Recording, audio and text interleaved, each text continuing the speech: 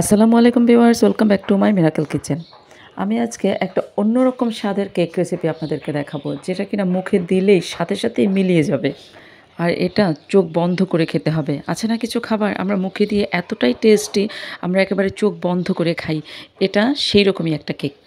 আর এই কেকটা বানানো এতটাই সহজ, আর এত অল্প কিছু উপকরণ, আর যে উপকরণগুলো এগুলো একেবারে সচরাচর সবসময় আমাদের রান্নাঘরে থাকে।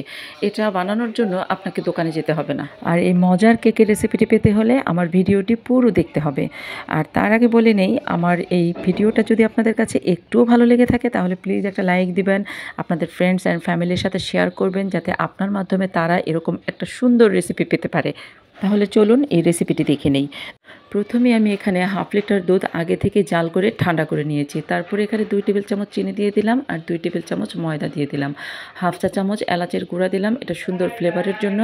এখানে আপনারা ইচ্ছে করলে কিন্তু ভ্যানিলা এসেন্সও দিতে পারেন। তারপরে সামান্য একটু লবণ দিয়ে দিলাম, আর 2টা ডিমের কুসুম দিলাম।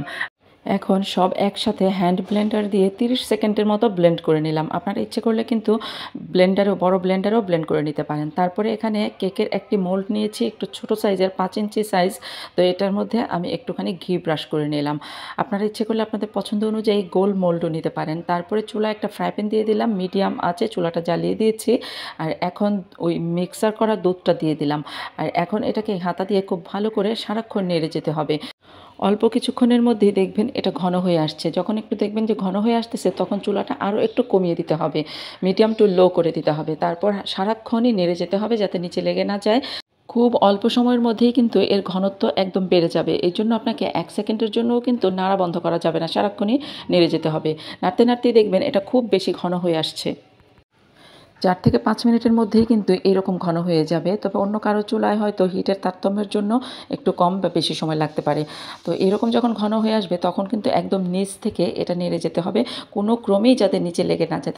যদি সামান্যতমও নিচে লেগে যায় তাহলে কিন্তু আপনার কেকের স্বাদও নষ্ট হবে, কেকের সৌন্দর্য নষ্ট হবে। যখন দেখবেন যে এরকম একদম ঘন হয়ে গেছে, তখনই বুঝতে হবে এটা সম্পূর্ণ রেডি হয়ে গেছে। তারপর যে মোল্ডটা আমি রেডি করে রাখলাম, গরম গরম অবস্থায় সেই মোল্ডের মধ্যে সম্পূর্ণ মিশ্রণটা ঢেলে দিলাম, আর উপর থেকে স্প্যাচুলা দিয়ে একটু সমান করে দিলাম। আর এখন এটাকে ঠান্ডা করে নেব। ইচ্ছে করলে কিন্তু মোল্ডের নিচে আপনারা বেকিং পেপার ইউজ করতে পারেন, তাহলে কিন্তু আরও বেশি সুবিধা হবে। আর এখন অপেক্ষা করব 2 থেকে আড়াই ঘন্টার জন্য। রুম টেম্পারেচারে রেখেও ঠান্ডা করে নিতে পারেন, আবার ইচ্ছে হলে কিন্তু ফ্রিজে রেখেও ঠান্ডা করে নিতে পারেন। 2 থেকে আড়াই ঘন্টা পর এটা খুব ভালো করে ঠান্ডা হয়ে গেছে। আর চারদিক আমি চাকু দিয়ে এরকম একটুখানি কেটে নিলাম, আলগা করে নিলাম। আর কেকটাকে আমি পুডিংয়ের মতো মোল্ড আউট করে নিলাম। তো এখন আমি এর উপরে ছোট্ট একটা ছাঁকনির মধ্যে অল্প একটু ব্লেন্ডার করা চিনি নিলাম। তারপরে চালনি দিয়ে এভাবে চেলে চেলে খুব সুন্দর করে উপর থেকে দিয়ে দিলাম। চিনিটা কিন্তু ভিজে গেছে, দেখা যাচ্ছে না। তারপরে আমি এখানে 1 টেবিল চামচ গুঁড়া দুধ নিলাম, আর সেটাও খুব সুন্দর করে উপরে সমানভাবে ছিটিয়ে দিলাম। দেখতে খুবই সুন্দর লাগছে। যদি আপনি বিশেষ কারোর জন্য এই কেকটা বানিয়ে থাকেন, তাহলে কিন্তু হার্ট শেপের একটা কাগজ কেটে এর উপরে রেখে তারপরে গুঁড়া দুধটা উপরে দিবেন, দেখবেন খুব সুন্দর একটা ডিজাইন হবে। কাটা দেখে নিশ্চয়ই বোঝা যাচ্ছে এটা কতটা সফট হয়েছে। এটা খেতেও ভীষণ ভালো লাগে, মুখে দিলে সাথে সাথে মিলিয়ে যায়। আমার ছেলেরা ভীষণ পছন্দ করেছে। আমার ছেলেরা কিন্তু মিষ্টি জিনিস খুব একটা খায় না, কিন্তু এটা এত পছন্দ করেছে যে শেষ হয়ে যাওয়ার পরও ওরা আমার কাছে আবার চাইছে।